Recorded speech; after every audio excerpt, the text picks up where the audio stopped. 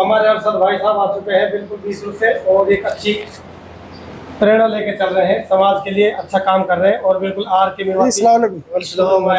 बंटी भाई बढ़िया बढ़िया। देखिए कितना अच्छा काम कर रहे हैं यार। आज आपसे मिले कम से कम इस सफर के दौरान। ये बंटी भाई से भाई मैं कम से कम 15 साल में मिला हूँ। 15 साल से मेरी चॉइस थी से मिलने के लिए। और भाई देखो अरशद भाई जो है ना एक यात्रा लेके चले हैं, और यात्रा है वो अपने दहेज के खिलाफ, नशे के खिलाफ, और इसकी भाई बहुत बड़ी पहल है। और मेवात को ये ऐसा मैसेज देना चाहता है, हर बंदा नशे से दूर हो जाए और एक दहेज से दूर हो जाए, तो मेवात में अच्छा मैसेज जाए। अरशद भाई क्या कहना चाहते हो? देखिए बंटी भाई, हमारा जो ये सफ़र है ये बहुत लंबा सफ़र है। मेवात को 3 राउंड में हम कवर करेंगे। जी जी। तो पहला राउंड हमारा चल रहा है सोना से शुरू हुआ है, दिल्ली अलवर हाईवे से सीधा अलवर हमें पहुंचना है। आज रामगढ़ आए हैं, आप लोगों ने अपने निवास पर बुलाया, बहुत अच्छा लगा, क्योंकि आप से मिलकर ऐसा लगा जैसे हम पूरे गांव से मिल रहे हैं। क्योंकि आप एक कलाकार भी हैं, बहुत मोस्ट पॉपुलर इंसान है। जी जी। तो इसलिए आपके द्वारा हमारा मैसेज और भाइयों तक पहुंचेगा। तो दोस्तों, मेवात के बहुत अच्छे पत्रकार, समाज सेवी अरशद बीसरू आज आपके सामने है। और ये ठीक दोपहरी में जो अपने हरियाणा से निकलते हुए बॉर्डर पे जो राजस्थान में पहुंचे हैं, ये अपने लिए नहीं पहुंचे, ये आपके लिए पहुंचे हैं।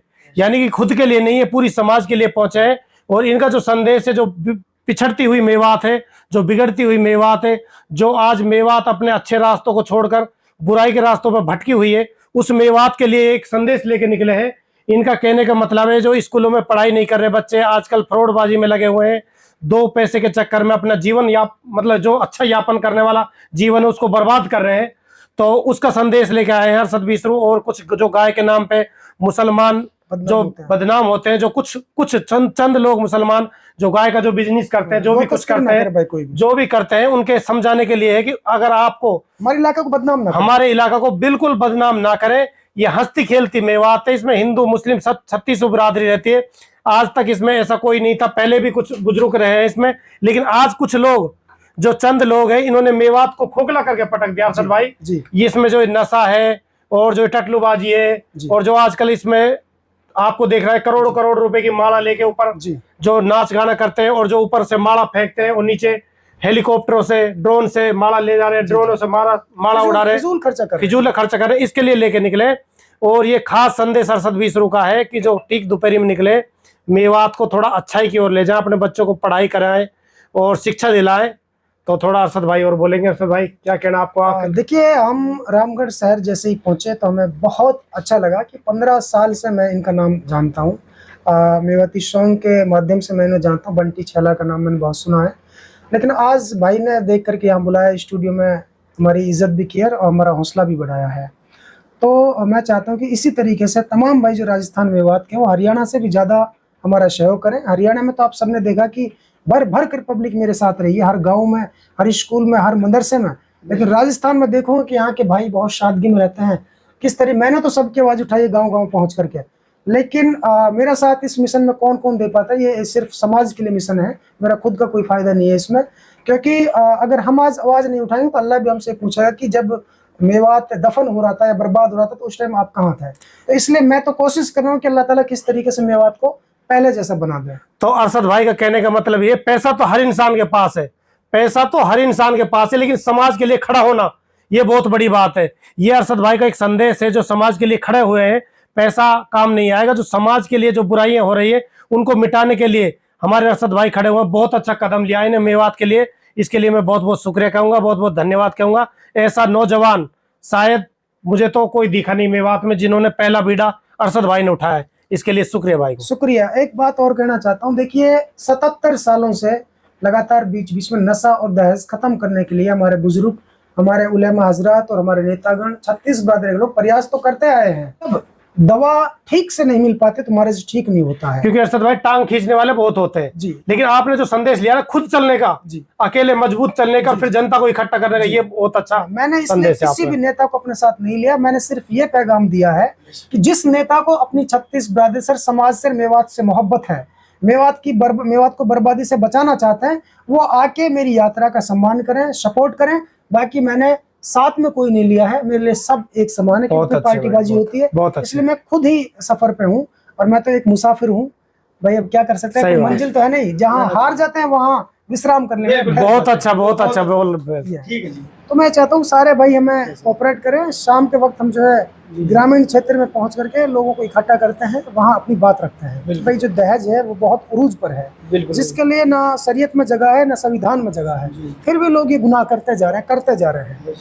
और इसकी वजह से कितनी बेटियों की हत्या हो चुकी है, कितनी बहनें जो हैं शादी के बगैर घर में बैठे, उनके पास पैसा नहीं माँ बाप के पास, और वो बेचारी 5-5 साल 10-10 साल से घर बैठे उनकी शादियां नहीं होती हैं, और हो जाती है तो दहेज पर लठ बाजता है और फिर जो बहन बेटियों की हत्या कर दी जाती है या उनको छोड़ दिया जाता है।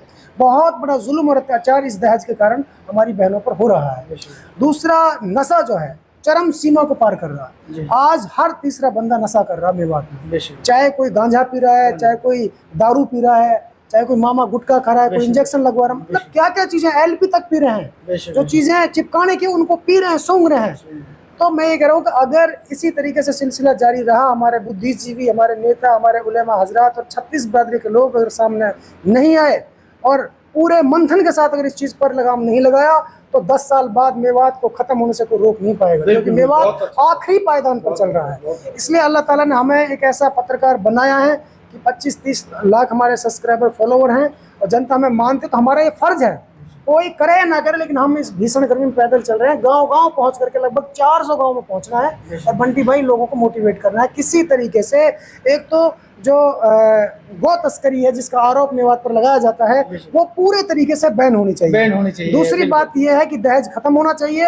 अगर पूरी तरीके से दहेज खत्म नहीं होता है तो कम से कम इतनी तो शर्म, इतनी तो लाज करो इस समाज की कि भाई मुंह से दहेज मत मांगो। बेटी वाला जो अपनी मर्जी से दे वो रख लो, लेकिन मुंह से आप ये सौदा मत करो बेटा बेटी। क्या बात है भाई, बहुत अच्छा काम कर रहे हैं सर भाई, देखिए कितनी प्रेरणा लेके चल रहे हैं। आइए अंदर बैठ, एंट्री करो भाई, बैठो, थोड़ा आराम करो, आप धूप पड़ रहा है बहुत तेज, तो आप हरियाणा से पैदल चल के आ रहे हो तो अंदर थोड़ा सा आराम करें और सर भाई को थोड़ा सा आराम कराते हैं, क्योंकि आप बहुत पैदल चल रहे हैं। और हमारे अरशद भाई आ चुके हैं हमारे ऑफिस में और बहुत अच्छा लगा अरशद जी से मिलकर। और अरशद जी, कैसा, कठिन तो नहीं हुआ यहाँ तक आने में भाई साहब? नहीं बंटी भाई, कठिन नहीं हुआ, बहुत अच्छा लगा। गर्मी बहुत ज्यादा है, तपती दोपहरी है, लेकिन आप जैसे लोगों से मुलाकात 15 साल बाद हुई है। मैं जब छोटा था, 8वीं 9वीं में पढ़ता था, तब से बंटी छैला का नाम मैं सुनता रहा हूँ गानों के माध्यम से, लेकिन पहली बार मुलाकात हुई है। और इच्छा भी थी कि आपके अगर शहर से गुजरूं तो इस तरह के जो मोस्ट पॉपुलर इंसान वो हमारे साथ जुड़े, ताकि उनका मैसेज लोगों तक पहुंचे, लोग हमारे साथ जुड़े, हमारी बात को सुने। हमें न किसी से कोई पैसा चाहिए, हम सिर्फ और सिर्फ समाज के लिए 100% काम करना चाहते हैं। क्योंकि अगर आने वाली जो 10 साल बाद की जो नस्ल होगी, छात्र छात्राएं हैं, अगर उनको हमने मोटिवेट नहीं किया तो वो भी नशा करेंगे। इसलिए हम चाहते हैं, आज का जो माहौल बिगड़ चुका तो बिगड़ ही गया है, लेकिन आज से 10 साल बाद का जो मेवात होगा वो एक नया मेवात, एक सुनहरा मेवात होगा। इसलिए हम नौजवानों को, बहनों को, भाइयों को स्कूलों में, कॉलेजों में, मदरसों में जा करके मोटिवेट कर रहे हैं और बीच बीच में ग्रामीण क्षेत्र में गाँव के लोगों को इकट्ठा करके उनको बताते हैं कि आप खुदा के वास्ते ये जो गौ तस्करी है इसे अपने अपने गांव में बिल्कुल मत होने दो। हालांकि मैं ये कहता हूँ कि पूरा मेवात ऐसा काम नहीं करता है, चंद लोग हैं, उनकी वजह से हम सारे लोग बदनाम हैं, हमें शक की नजर से देखा जाता है और ये बहुत ही हानिकारक है। जो लोग ऐसा करते हैं वो समाज के साथ बहुत ही गलत करें, इसके परिणाम बहुत ही दुर्भाग्यपूर्ण होंगे। अरे अरशद भाई की पैदल यात्रा आ रही थी और हमें पता चला कि भाई रामगढ़ में एंट्री कर रहे हैं, तो अरशद भाई को हम लेने चले गए। और अरशद भाई का जो है दहेज के खिलाफ और नशे के खिलाफ सख्त तौर से ये यात्रा है। आप भाई, सब भाई जो हमारे फैन हैं, सारे भाई सपोर्ट करें भाई को और भाई के साथ चलें।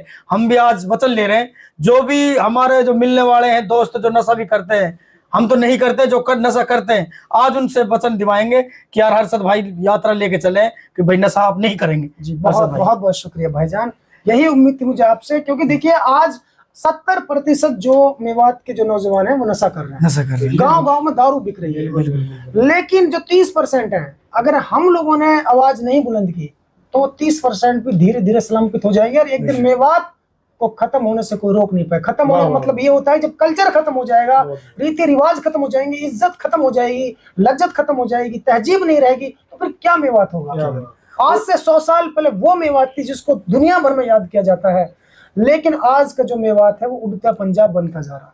दोस्तों, यदि आप हमारी इस वीडियो को फेसबुक पेज पर देख रहे हैं तो हमारे पेज को लाइक कीजिए, शेयर कीजिए। यदि इस वीडियो को यूट्यूब पर देख रहे हैं तो हमारे चैनल को सब्सक्राइब कीजिए और बेल आइकन घंटी को दबा दीजिए।